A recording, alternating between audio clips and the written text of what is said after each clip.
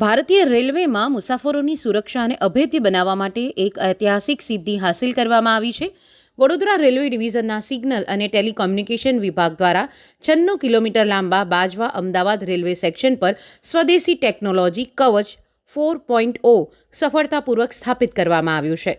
આ મહત્વપૂર્ણ સિદ્ધિનું નિરીક્ષણ કરવા જાતે આજે વડોદરા ડિવિઝનના ડીઆરએમ રાજુ ભડકે પહોંચ્યા હતા. તેમણે નડિયાદ રેલવે સ્ટેશન પર વડોદરા અમદાવાદ ફાસ્ટ પેસેન્જર ટ્રેનમાં મુસાફરી કરી પહોંચ્યા અને આ પ્રણાલીનું બારીકાઈથી અવલોકન કર્યું હતું.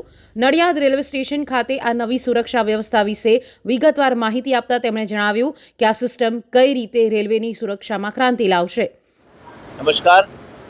रेलवे में सुरक्षा के बढ़ोतरी के लिए इनफैक्ट ये क्वांटम लीप का जो प्रोजेक्ट माननीय प्रधानमंत्री ने माननीय रेल मंत्री जी को दिया था, उस पर एक पूरी एक इंडिजीनियस भारत में एक टेक्नोलॉजी विकसित की गई जो कवच है।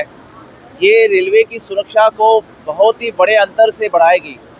जो इस प्रणाली हम लगाई है, आज ये बड़ौदा से अहमदाबाद तक कमीशन होने वाली है। ये ट्रेन का पहला रन है। ये होने के बाद ये जो ट्रेन्स में एक स्पैड कहते हैं कि अगर ड्राइवर लाल सिग्नल पे पार करेगा तो ट्रेन अपने आप रुकेगी, ये हो जाएगा। और स्पीडिंग नहीं हो पाएगी, जहाँ जिस स्पीड पे चलना है उसी स्पीड पे ट्रेन चलेगी। यही नहीं सिर्फ, बट दो ट्रेन एक दूसरे से टकराने का जो एक्सीडेंट्स पहले हुए वो पूरे एलिमिनेट हो जाएंगे।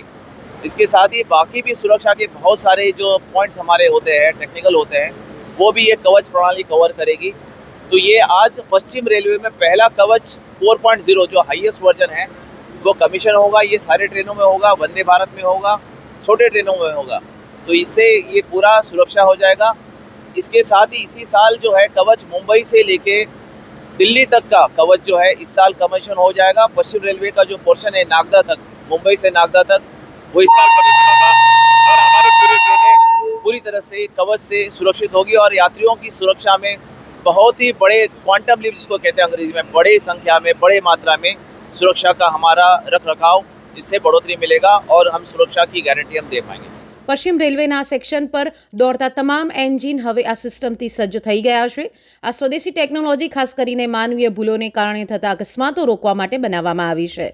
જો લોકો પાયલોટ ભૂલથી લાલ સિગ્નલ ઓળંગશે તો સિસ્ટમ આપમેળે ટ્રેનમાં બ્રેક લગાવી દેશે.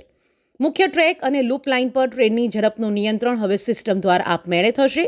આ ટેકનોલોજી બે ટ્રેનોની સામસામે અથવા પાછળથી થતી ટક્કરને રોકવામાં સંપૂર્ણપણે સક્ષમ છે.